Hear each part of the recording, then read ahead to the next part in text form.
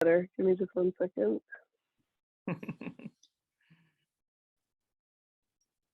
That's great. So welcome everyone. I'm going to get started because we're on a tight timeline. We've got our guest speaker is here, and welcome to the afternoon ECE EDU Regional Joint Venture meeting. It's kind of our first meeting of the fall semester, so welcome back. I hope everyone's doing well, and we will have a chance for questions later. But I wanted to start with a few announcements. So let's see if we can go to page 2. Oh yeah, introduce yourself in the chat. And if for some reason you're not getting our emails, I've sent out quite a few this month. Just add your information to the chat, your email, and I can add you. I'm saving the chat, so I will have that. And let me let a few more people in and we should be okay. Thank you. So I'm Kathleen White, and I'm leading the, I know most of you, the Early Childhood Education Regional Joint Venture for the BACCC. We were funded for another round, so thank you so much to the colleges that supported this regional joint venture. We will be doing work for the next 2 years, so that was exciting. And glad to see so many of you on this call. I wanted to make a couple quick announcements before I introduce our guest speaker. So we have our 2 Centers of Excellence regional occupation reports, our teacher occupation full report and the brief. And I'm mentioning it because some of you may need the data, the labor market data and the information that's inside if you are going to be applying for any grants or any program enhancements in this sector. So the data is hot off the press. We compiled it over the summer. It was released in August, so take a look. And the full report does actually feature a few pages on the out of school time subsector, basically your after school workers, extended care workers, and that's kind of a hidden subsector for our workforce. So take a look and see what you think. It's going to be growing, and I wanted to make sure we covered some of the issues as well as the potential in that subsector. Teach for the Bay, our 3rd virtual free student conference, is happening in 2 weeks. So please ask your students, announce it, promote it on Instagram, Twitter, and Facebook.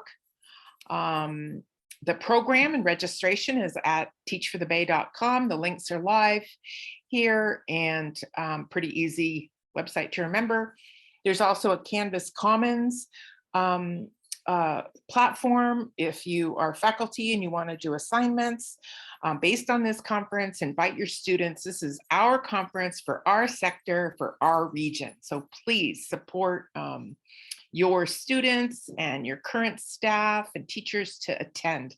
Got some great keynotes and people lined up. Thank you to all of you from your colleges who are doing workshops, and let's get students there. Next slide. Thank you. Sean McComb responded to my email and said that the State Chancellor's Office is in the final process of reviewing the last round of the CAI grant, round 3 for this school year, and he says it should be out in September. So take a look. As soon as it's released, I'll send an email to everyone on this listserv, but you can also wait for it. This will be 3 rounds basically released this year. So we're excited, and I know that we do have some early childhood education sector colleges waiting for this round. So hopefully it'll be here in September. Just a reminder where all of our RJV data is. It's hosted on the BACCC site, and the minutes and recordings of all of our meetings are there also. And then the final announcement before I introduce Adele is please save the date, October 12th at 10 a.m. We'll have Fong Tran from Foothill College. She's the apprenticeship coordinator, and she's going to lead a discussion with us on internal college processes. So things, we've had a lot of questions on coding and some recent questions on general ed courses in our sector and how to, and having RSI codes for them, et cetera. So Foothill is actually in process of launching a new early childhood apprenticeship, and they have other apprenticeships that they've been doing. She didn't really want me to say she's an expert, but she knows a lot, and we're glad to have her lead this discussion. I'm sure everyone on board will be able to contribute. So those are my announcements, and all of this will be on the website. And I think that's it, Adele. The next page might be, just quick review of who has either a current or evolving apprenticeship. So Berkeley City College was obviously the first program in our region and broke ground. And then I've listed some of the others that came on board, and more recently we've had some that are evolving, growing, about to launch. And so just want to welcome you if you're from these colleges, or even if you're not, you're just interested. So thank you. And now for Adele. Welcome. Adele Burns. All right. Have her own slides, and she will be talking to us about both I'm going to read your slide right here, apprenticeship strategies and investments coming out of DAS, as well as some announcements that she may have. So Adele, take it away. And at the end, if we can have a chance to ask questions, that'd be great. Yeah, and just for me to, can you hear me? Yeah, okay, great. Hello, folks. So nice to see many of you again. I am, for those of you I have not encountered before, I am Adele Burns. I'm the Deputy Chief at California's Division of Apprenticeship Standards. And I have been in this role for about a year. And before that was with you all in the community college world and helping to create apprenticeship programs. So it's a delight to be back here with all of you. And it makes me very happy to see that list of all the programs that are registered and getting set up and launched. So it's awesome to see this. So I have come back because I want to be sure to share with you some of the recent developments, both around how DAS is like strategizing to expand apprenticeship, but really specifically in the most recent budget cycle, there have been some really major investments in apprenticeship. And so I want to make sure that those are on your radar as you're building programs so that you're aware of them. And so I'm very excited to be here. And I also just want to call out in the audience here, I also have another member of my team, Doug Kawa is here. Hopefully many of you already know Doug because he may be, thank you, Doug. He may be helping you with your program. He's a critical part of our apprenticeship and workforce innovation team. And he has a focus specifically on early care and education programs. Doug, do you want to say anything more before I dive in? Nailed it, Adele. Thanks so much. Yeah, just excited to be here, and also excited to continue to work with you guys. Awesome. Great. So, so I'm going to tell you a little bit more about where we're at in the history of growing apprenticeship here in California. I think there have been some important investments in how we grow apprenticeship in California. In 2016, there was the creation of the California Apprenticeship Initiative Grants, which I'm sure many of you are aware of, many of you are recipients of, and those continue to be funded and are really important startup capital, I think, to get new programs going.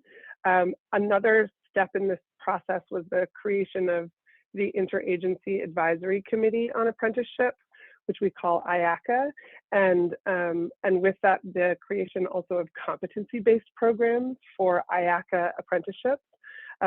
This is unique here in California that we have like a separate committee that's overseeing all of the sectors outside of the building and fire trades. And so that was certainly an important development in how we grow apprenticeships. And we have an incredible champion in our governor, Gavin Newsom, who put out this big goal when he took office in 2019 to try to serve 500,000 earn and learn apprenticeships by 2029.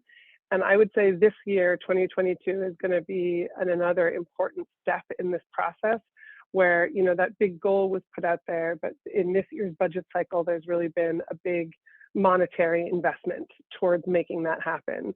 So I'm going to tell you more about this apprenticeship innovation funding, more about the youth apprenticeship funding, but it's really, it's a big moment in the apprenticeship expansion, and all of you are part of that. And so I'm excited to share more details about the funding.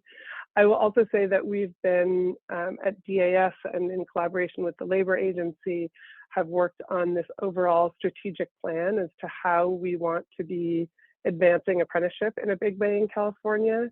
And that includes supporting regional and sectoral apprenticeship intermediaries, which I'll talk more about. Certainly expanding new and innovative apprenticeships, which again, you're all an important part of. We want to grow and expand access to traditional construction apprenticeships. I probably won't spend too much time talking about that here today, but that's a part of the overall strategy. We also want to be supporting youth apprenticeships for in-school and out-of-school youth. And then finally, expanding state and local public sector apprenticeships. So I'll dive into the pieces of this that I feel like are relevant to this group. So I feel like you all have maybe heard me talk about this, but I think it's an important part of the theory of how we want to grow apprenticeships in California, which is that we recognize that when you're gathering an apprenticeship, there's a lot of stakeholders that you're gathering around the table, right? It certainly starts with employers who are going to be the ones to hire the apprentices, and as educators, which I know many of you are, you know, it's important for the employer and the educator to really come together at the table to articulate what is the occupation, what's the training associated with it. And then, of course, you're doing all of this to create that opportunity for the apprentices and registering it with us so that we can hopefully create that sort of portability of a credential across an industry, right? And I know government also tends to play an important role in funding. And I really think in a good apprenticeship program, there is often a community-based organization or a connection to a workforce board to provide some of those supportive services to support an apprentice. And really, we see that there's this role of an intermediary. So when we use the term intermediary, we're really talking about whoever steps up to that role of convening all of these different partners around the table to get a program going. So when we talk about apprenticeship intermediaries, that's what we're talking about. And we really want to be cultivating a whole ecosystem of regional and sectoral apprenticeship intermediaries. I mean, obviously in the ECE space, ECEPs is a fantastic example of an intermediary, which I would say sort of falls into the nonprofit / industry association category of apprenticeship intermediary. But really, whoever is that convening entity that's aggregating the needs of multiple employers, bringing educators, you know, bringing all those stakeholders to the table, registering the program, and then of course, recruiting and placing and supporting apprentices through their journey, and really, we hope, running and scaling the program. So a lot of different entities can play this role. I think unions have played it historically, but it can be played by workforce development boards. It can also be played by educational institutions, which I think we've certainly seen some great examples of that happening. Regional consortiums can play that role, nonprofits, industry associations, staffing agencies. So I just wanted to do a little definition of terms because I want to make sure when I use these throughout this, they sort of make sense to you. And one other term that I just wanted to highlight to you is this distinction. So in California, like I mentioned in the timeline, there are two committees that oversee apprenticeship. There's the California Apprenticeship Council, CAC, which oversees traditional apprenticeship in the building and fire trades. And then there's a separate committee called the Interagency Advisory Committee on Apprenticeship, also known as IACA. And this advises on what's sometimes called new and innovative or non-traditional apprenticeship. I don't love either of those terms for a variety of reasons. So I actually use IACA apprenticeships as a shorthand to mean apprenticeships that are not the building and fire trades. So all of these great early care and education apprenticeships that you all are help building fall under this category of IACA apprenticeships. So when I use that term, you now know what I'm talking about. So as we try to support this whole ecosystem of regional and sectoral apprenticeship intermediaries, we certainly recognize that it's important to align funding to those goals. So in our strategic plan, we wanted to be both identifying funding to sustain and scale these intermediaries, and also like align apprenticeship as a preferred training model across some of these different entities that already administer some funding. For example, the California Workforce Development Board administers the High Road Training Partnership funding. ETP has some apprenticeship specific funding. And really we're trying to just like get more sophisticated data-wise as to how we keep track of all these different stakeholders so that we at DAS can play a connector role. So this is sort of high-level strategy what we're looking at, but as we look to expand new and innovative apprenticeships, we're certainly both leaning on IACA for like movement building and creating communities of practice around IACA apprenticeships. And also we at DAS want to be doing more to develop internal and external guides on funding opportunities, identify different funding opportunities, and as much as we can, simplify and streamline the registration process for new apprenticeships, which is where Doug and folks on Doug's team become really, really critical partners in helping to be navigators for you all as you register your program and then register your apprentices. And we're always trying to find ways to improve that process.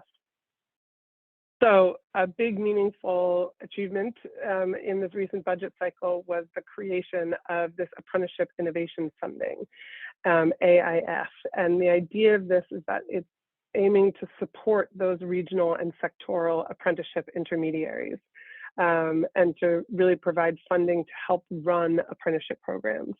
So it was 175 million has been allocated in general fund money to be spent down over 3 years. So it's 55 million in the current fiscal year. And how we're going to be deploying that funding is through sort of 2 goals that we have. One is to cover the cost of running an apprenticeship program, right? So all that work of an apprenticeship intermediary, we want to be providing that funding so that they can be supportive both to the employers and also to the apprentices that are going through the apprenticeship program.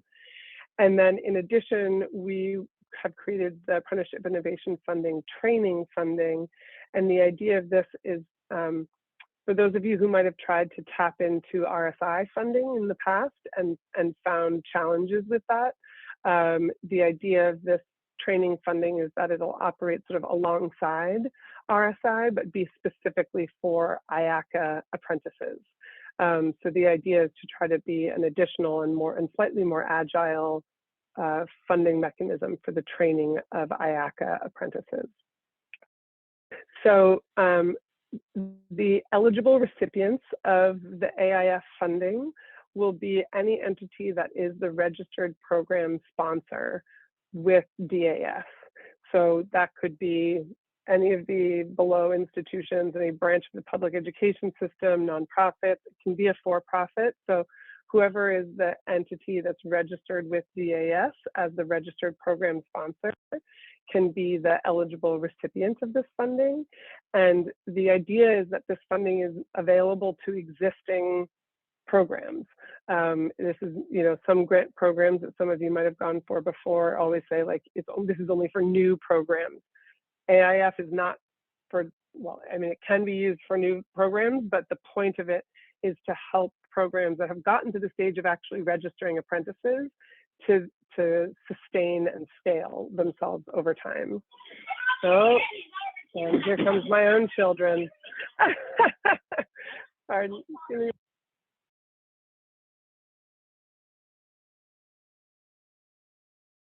Sorry for the noise interruption. So the idea of this is that it is available to those fledgling programs to sustain and scale. Can you just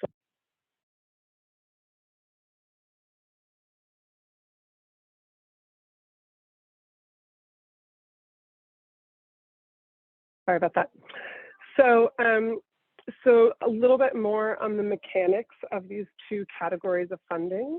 The support funding, like I said, the intent is to be funding those apprenticeship intermediaries and sort of the activity of running the program. And the idea is that it'll be funding that's on a per apprentice basis for every year that an apprentice is active. The sponsor will receive a certain amount of funding, and that would be like prorated to the month that somebody is an active apprentice.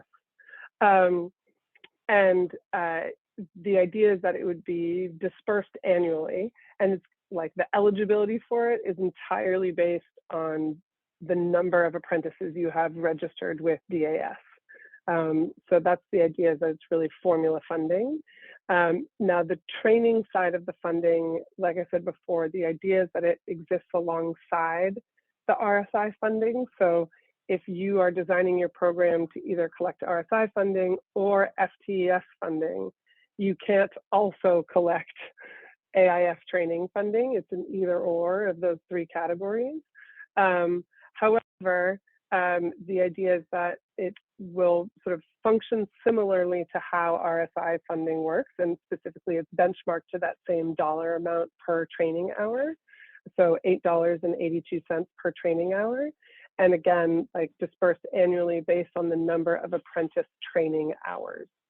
So that's the sort of opening mechanics about this funding mechanism. Another piece of our strategic plan was to think about how we can support youth apprenticeships for in-school and out-of-school use. And right now, the average age of an apprentice is 33 years old in the state of California.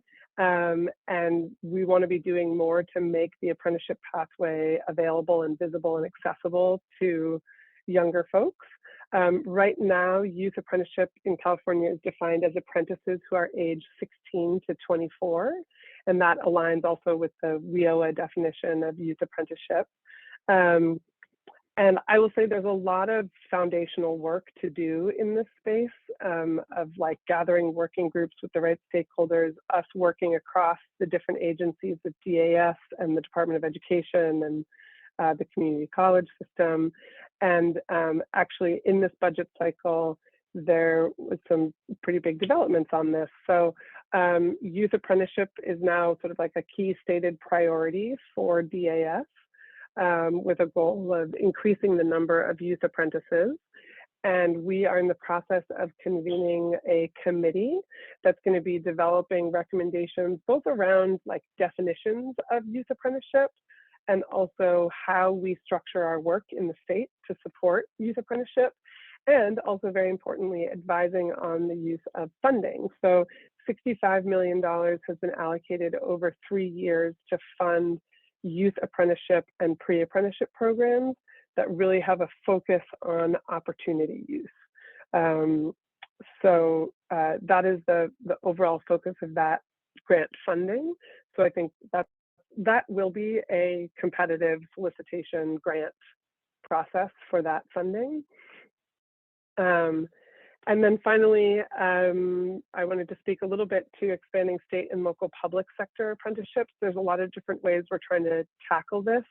I will say developing teacher apprenticeships, I think, is a really interesting and important component of our overall strategy here around how we develop public sector apprenticeships.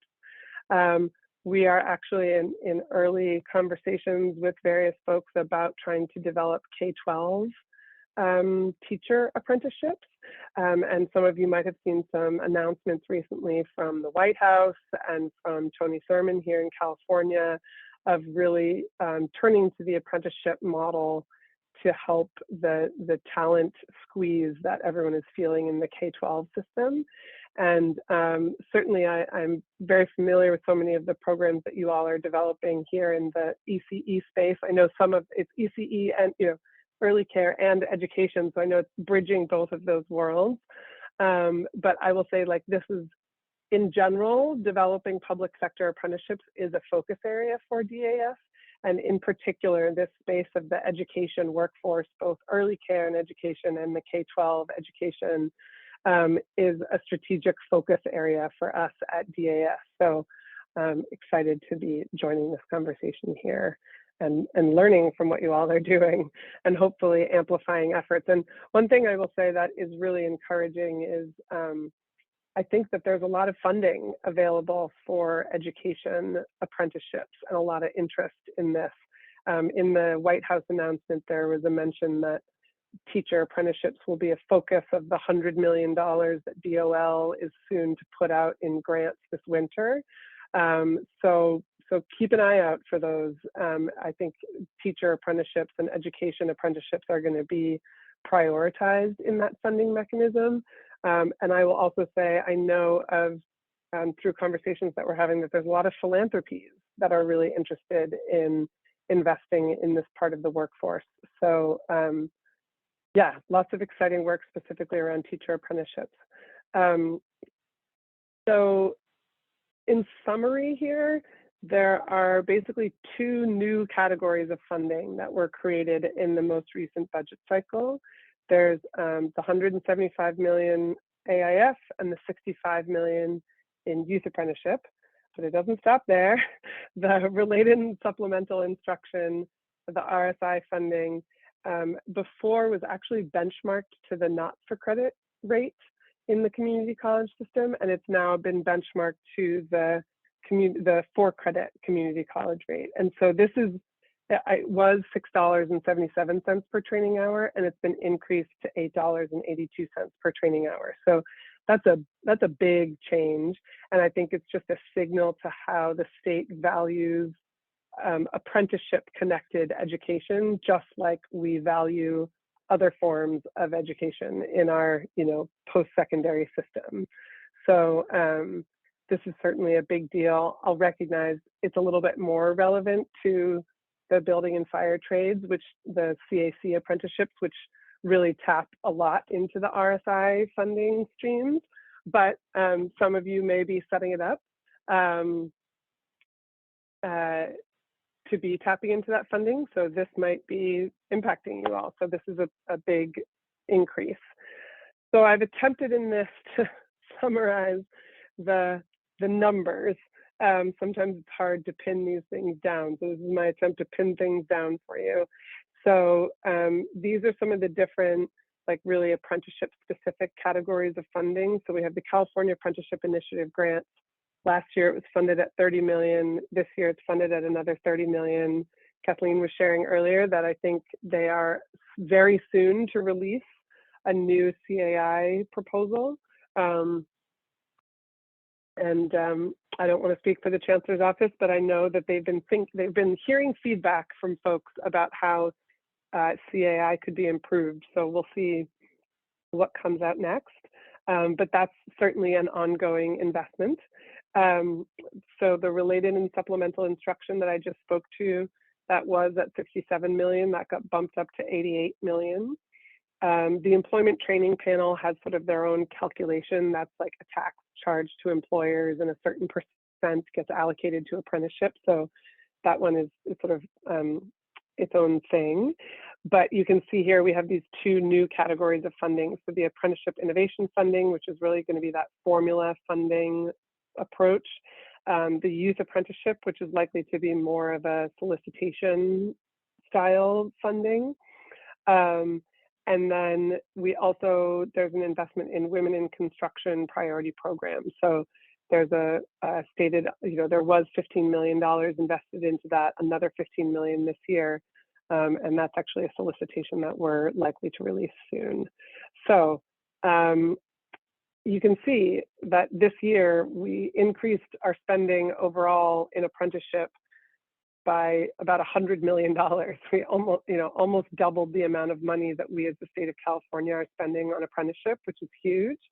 And it's almost $500 million over the coming 3 years. So just really big investments in this space. And we hope that with these investments, it enables great folks like you to build programs.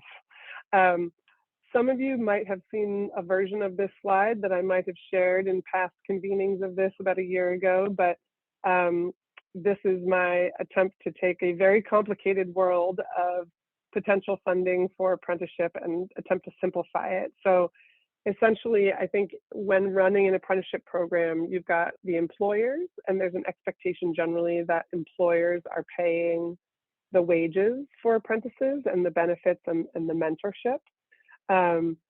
Then there's the whole body of work of an intermediary, right? That's like running the program and therefore incurring the cost of staffing for reporting, recruiting apprentices, recruiting employers, supporting the apprentices, supporting the employers, right? Like all of that body of work of the intermediary. And then the community college or the training partner is typically figuring out how to cover the cost of the classroom training, right? So these are the sort of buckets of spending in an overall program. And on the right here, I have a little bit of a map of a lot of the funding sources. And they are organized more or less by like what they could cover. In general, employers are expected to cover the cost of wages and benefits. One thing that I did want to just point out to you all, and I'll talk a little bit more about, is the Learning Aligned Employment Program, the LEAP program. Hopefully you're aware of that, but that's actually a program to potentially offset wages. So I'm going to speak a little bit more about that because I want to make sure you're aware of that. Sometimes DOL grants can be used a little bit to offset the cost of employers, like mentorship and equipment, usually not to offset wages. Workforce development boards, if you have like WIOA eligible participants, can sometimes offset some of the wages. So those are like the ones that might offset some employer costs. But then when it comes to thinking about the cost of the intermediary, I think a lot of folks have turned to philanthropies and foundations. California Apprenticeship Initiative certainly has provided some important funding for that. Strong Workforce could provide funding for that, but we've essentially just created 2 new categories of funding specifically to try to address those costs of running a program. So that's what the AIF funding support part is.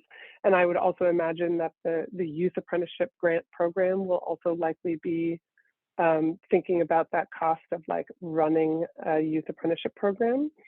And then of course, for the training part, I'm thrilled to hear that Fong is going to come talk to you about how Foothill does things. I think she's way too modest, and she absolutely is an expert on how to navigate community college apprenticeship funding. So you've got some really good knowledge incoming around that.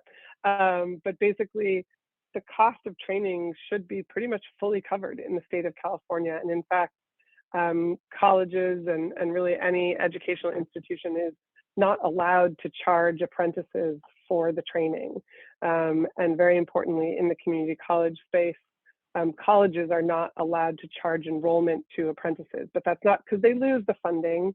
It's because they're actually made whole by the state through the apportionment formula for educating apprentices. So hopefully you all are figuring that piece of the equation out, but there is now this apprenticeship innovation funding training component.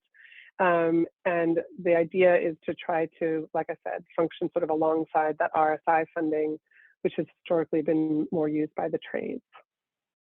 So this is looking at the same categories of funding, but organized by how sustainable they are.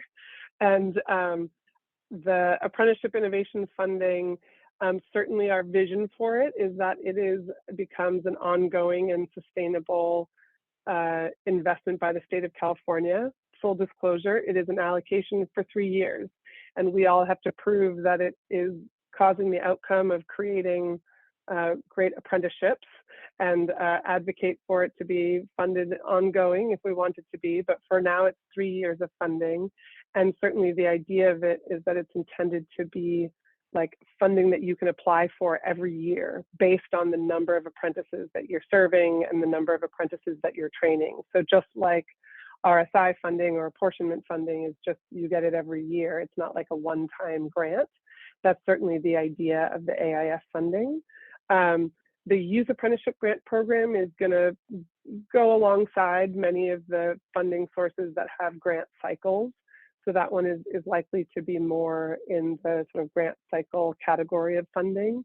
And And so what we have just seen generally is that historically we've had a bunch of these large one-time funds to get a program going, but then not the funding that helps sustain and scale programs. And so that's what we're hopeful to be creating more of with these new investments. And finally, I just wanted to touch a little bit on this. So this is the Student Aid Commission has this learning aligned employment program funding. And this is being deployed through the educational institutions. So through the community colleges, the CSUs and the UCs. So I think 98% of those institutions signed up for it. The deadline to sign up for it was in June. So I'm assuming your institution signed up for it. But it's essentially a work study program. Now it has these requirements here, right? Which is that it's to offset wages, and there's certain priority areas, but it can cover the wages. If it's a research institution role, it covers 100%. If the employer is a public school, it's 90% of the wages can be covered, which is pretty incredible. And it's 50% for nonprofits and for-profits, which is still pretty great. So it's a total pool of $500 million, and it's to be used between now and 2031. And I will say, like, as we look at this as a potential funding source alongside apprenticeship, one of the tricky areas is that it does need to be at least half-time enrollment in order to qualify for this funding, which is a little bit steep for an apprentice, but I think may be possible. And half-time enrollment is determined by the educational institution. So I haven't quite had an opportunity to vet this. Maybe somebody here who is already thinking about this funding source can speak more to it. I will also say that schools as employers, like in the guide for this, in some places it looks like it's 90% gets offset, and in others it looks like it's 50%. So that's also not super clear to me. But anyways, it's one of the few funding sources that offsets wages. So I just wanted to be sure to let you all know about this. Yes, of course, the slides will be shared after the meeting. So no worries on that. So next steps here, I would say for us with the Apprenticeship Innovation Funding, we are working to get the word out there about it, hence me coming here and talking to you about it. I'll also be at CCC AOE and presenting there and in lots of other forums. So we're working to get the word out about it. And of course, doing some hiring on the DAS team to help implement all of this. We are drafting kind of like the next level of details of the mechanics of how AIS will be deployed. And my plan is to be presenting a draft of that for public comment at the upcoming IACA meeting, which will be on October 25th from 1 to 4 p.m. So if you want to come dial into that, that's a public meeting and available to all. And the link to that is on the DAS website. But really, bottom line, if you're interested in tapping into this funding source, is get your apprentices registered with DAS, because your entire eligibility for it is dependent upon that. So in terms of like next steps with AIS funding, get your apprentices registered. And the Women in Construction, I mentioned, we are releasing a solicitation around that coming up soon, so you can keep an eye out for that.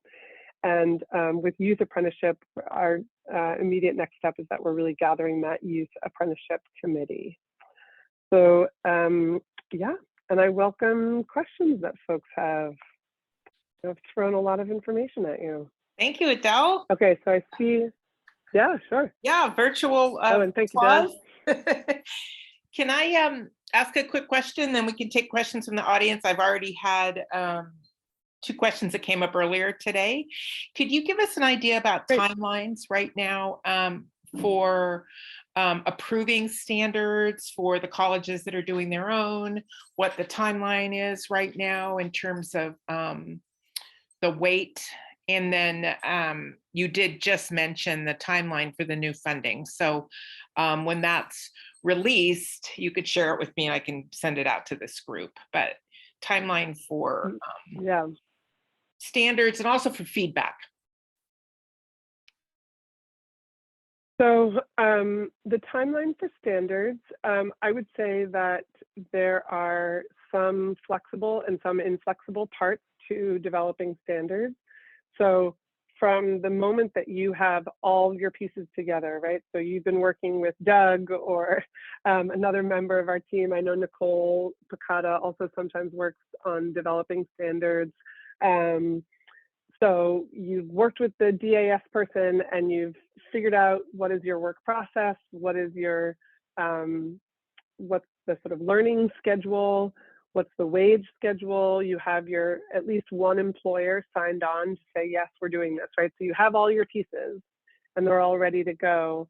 There's certainly like a week or two it takes that DAS has to like put together and process all the paperwork. We have a required 30-day posting period that is an immovable object that we have to do. And that impacts other industries much more than it should impact yours. If you're doing advanced manufacturing, that can be a trickier moment, but for early care and education, that is basically a formality you're going to get through. And then the chief has to sign the standards and then you're good to go. So, I mean, I would say from the moment you have everything ready, it shouldn't be more than 2 months. And so that's the ideal process. I don't know, Doug, would you add or correct anything to what I just said? Doug is more on the front lines of this than I am. No, I mean, that's exactly right. I mean, a big part of the element is the program putting everything together. So having the work processes, having the RSI. What's a little easier with ECE than a lot of the other programs we work with is there's typically a standard that most everyone follows somewhat within the same realm of each other. So it's not quite as difficult.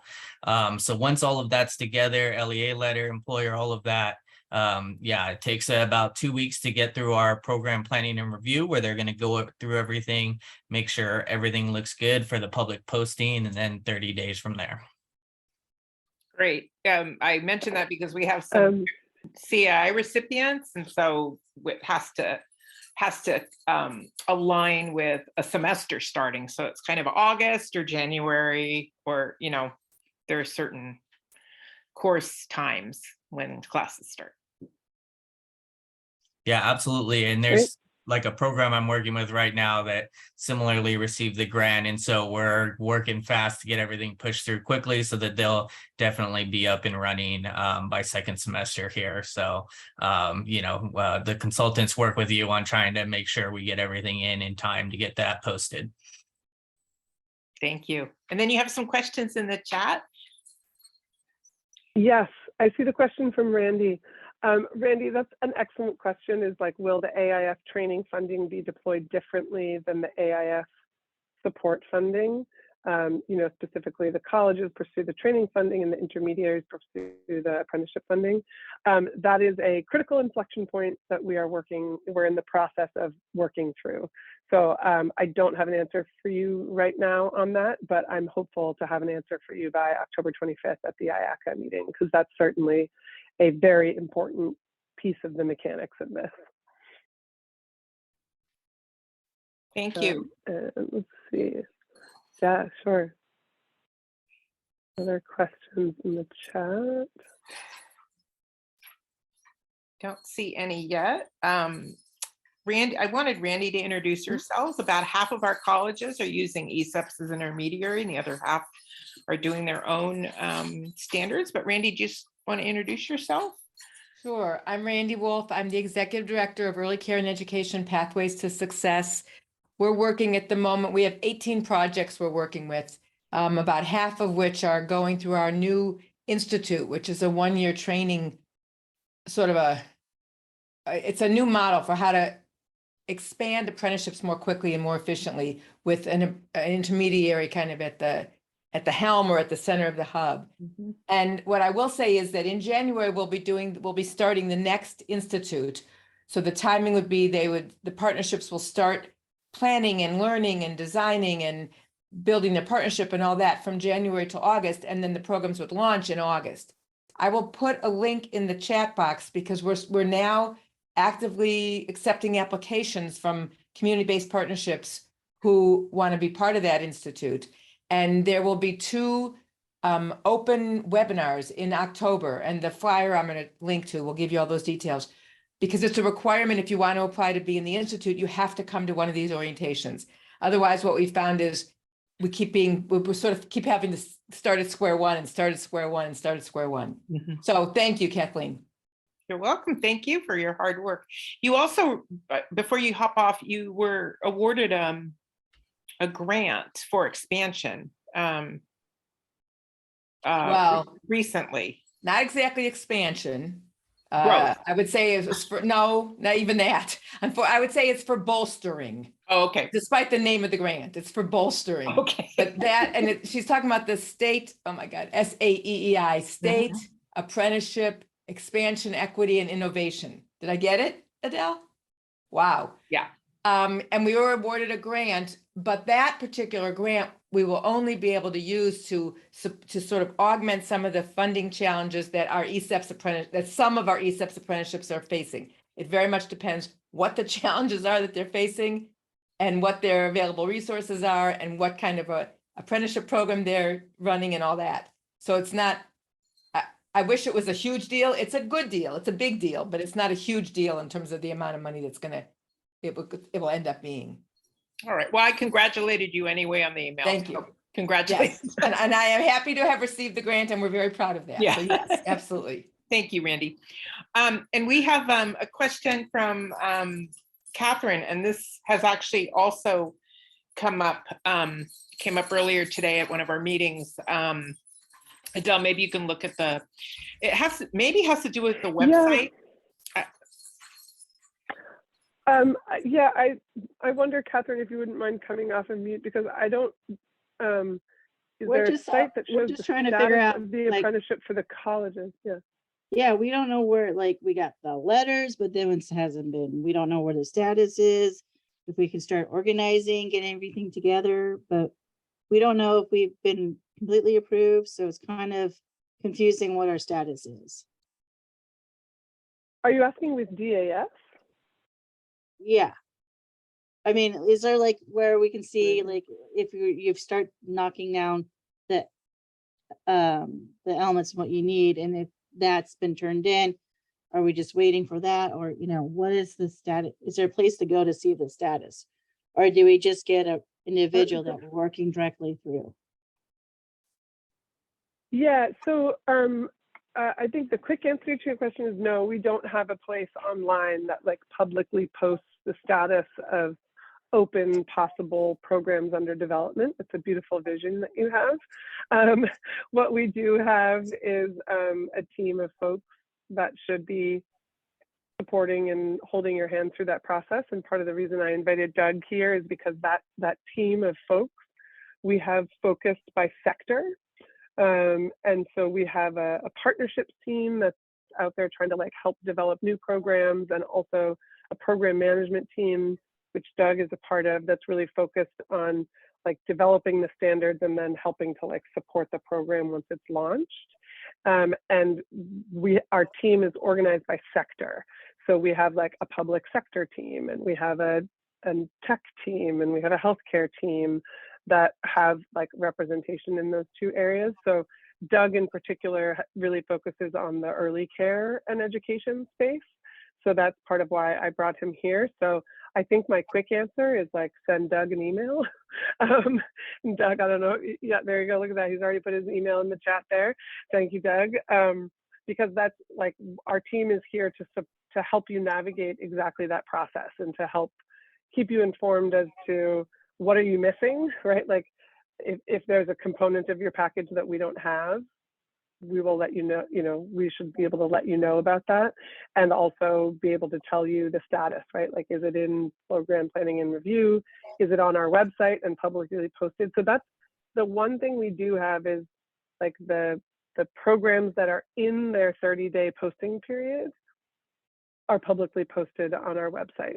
So that's the one thing that is up there, but it's like a snapshot in time, right? Like once they're off of that public posting place, they go into the California Apprenticeship System, which is like our database, which is also searchable. So you can see, basically, you can see a program when it's publicly posted, and then when it's live and registered. But that, like, before, leading up to the public posting, that's a dialogue between you and the DAS team. So hopefully that team is being responsive to you. You have a star person here in Doug, so you can reach out to him. But if you've already been working with somebody, you can also reach out to them also. Okay, is there on your website somewhere, because you mentioned that Doug is the child development sector, is there a place on the site that shows all the different directors, like this person's in charge of this group? Is that on the site? You know, it's not, but it's a good flag. We have a more sort of general, you know, if you're in the new and innovative sector, reach out to this email. So we do have a general inbox, which I think is the email inbox that I put on the last slide here. So if you email this dasawi@dir.ca.gov, it will get forwarded to the right sector relevant person to support you. Catherine, I'm curious, have you already been working with anybody at DAS? No, this is my first meeting. Okay, I'm being naive and asking. great. Well, welcome. I don't even know where to start. There's like no flow chart for this, you know, it doesn't like Totally. who's my contact? I don't know, you know? Well, now you have a few people to contact. Thank you for answering my question. Oh, of course. Also, I wanted to mention, maybe if he can come off mute, I don't know, Peter, Simon, if you're available to come off mute. One of our goals for this regional joint venture is to do an HRTP in the sector, which is basically gathering employers. So some of you that have been working on apprenticeships that have employers that are enthusiastic, please consider, when I ask you for those names, sharing them with me. And Peter, do you want to just introduce yourself and say what your role is? Sure. I'm busy working on my house up in the country while I'm listening, so I'm not on video here. You don't need to watch me do this. Hi, Peter Simon from High Road Alliance. Can you hear me okay? Yes, you're fine. Can you hear me? Yes, yes. Okay. My partner, Jenny Malika, and I do help people with HRTPs. I used to be on the technical assistance team for the HRTP initiative. So we've written those grants. We're pretty knowledgeable about that arena. We have been kind of in the suburbs of doing that with Kathleen and your group for a bit, and we're available to help you all think about it. I mean, that's where we sort of, I think, function the best if we're not actually writing the grants, is just to help you think about it. And there's some really great resources out there. Last year, we did a webinar called, what was it called? HRTPs in the community colleges, I think.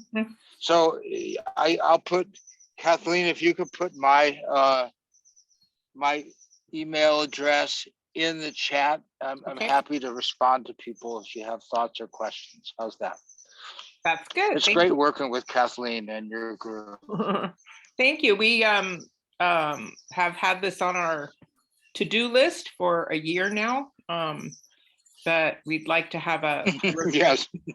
partnership with employers in our sector. It's just a little confusing. Those of you who know our sector know that we have very small employers, very large employers, public, private, for-profit, nonprofit, and every configuration in between. So, but we can do it. So Peter's going to help. Kathleen, can I just say one thing to close? Is sure. I've gotten word from people at the state board that they're supportive of the idea of an HRTP that addresses early childhood education. Yeah. Because they're very aware of what critical sector this is. Yeah. Well, let me just jump in to say that So that's just good to know. they have awarded that. I just want to make sure people know that. Maybe they're talking about awarding more, but we got an ECEPS has been awarded an HRTP grant. Oh, you did? Okay. Absolutely. We got it a couple Oh, months good. ago, and we were the first, as far as I know, in Oh, okay. ECE or education to get that grant. And it's Well, it's a really big deal. There's room for 2. Oh, there's room for 20. Yeah. I just wanted people to know that they're. I know. I just wanted. Yeah, well, people that's to- good to know, Randy. I didn't know Yeah. that. Yeah. I just wanted people Yeah, to know because thank it you. signifies a very important shift from the California Workforce Development Board to be able to think of us in that realm and to sort of give us a seat at the table. It's a really, I'm hoping there will be 20. That'd be wonderful. Mm-hmm. Absolutely. Well, Yep. we'd like to be we were going to be the first. Now we'll be the second, but there is plenty of room, and especially in a region our size. We need employers that have regional focus and maybe more sub-regional. So we'll be percolating. Thank you, Peter. Oh, good. Got an excited employer on the in the chat. So thank you. Any more questions for Adele or anyone else? And this recording will be on our website. I'll send out information via the email to everyone that joined. Any last questions?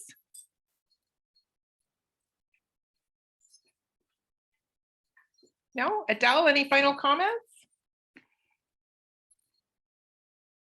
No, I'd just say I'm really excited about this whole sector really being an early mover in the apprenticeship space, and I think the groundwork that many of you have already laid is amazing, and I think there's so much room for expansion of apprenticeship in this space, and so I'm just really enthusiastic, and I'm glad to be able to join this forum. Mm-hmm. Great, thank you so much. And Adele, if you could send me your slides and I'll incorporate them. Thank you for being my tech support today. I'll incorporate your slides and then have them sent out and posted. So thank you all for joining us. Good to see everyone this afternoon. And again, October 12th will be our next meeting with Fong Tran from Foothill, talking about kind of the mechanics of getting these going at the college level. So thank you so much.